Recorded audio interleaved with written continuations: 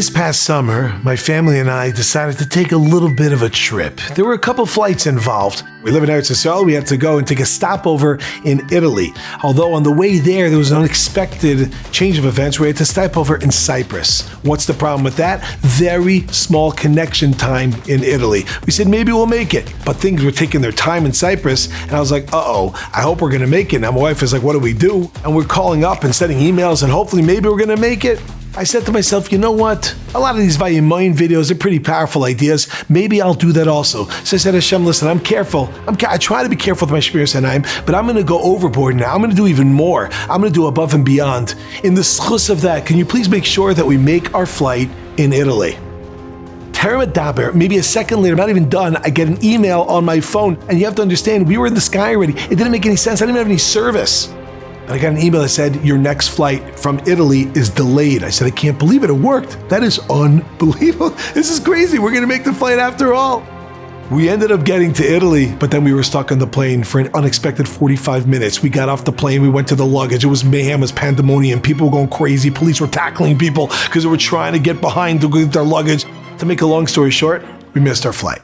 And I was thinking, what happened? Vayimayim. I was careful. I tried to be more. And what happened to the fact that, my business is going to skyrocket now? I'm going to win the lottery. What happened to all that? You know what happened to all that?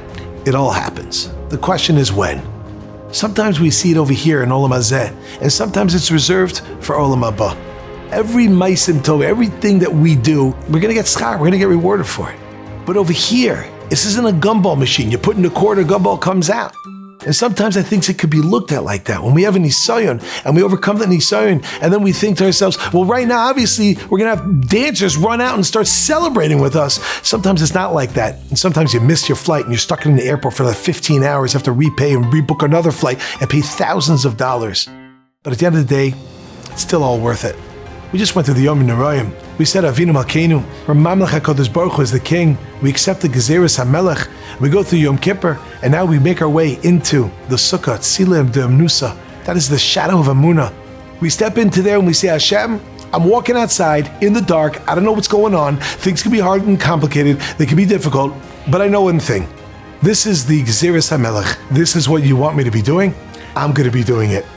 So the next time we find ourselves in some pickle, sure, we should strengthen ourselves and do a little bit more. And even if we don't find ourselves in a pickle, we should strengthen ourselves and do a little more, because that's the Gzeras HaMelech.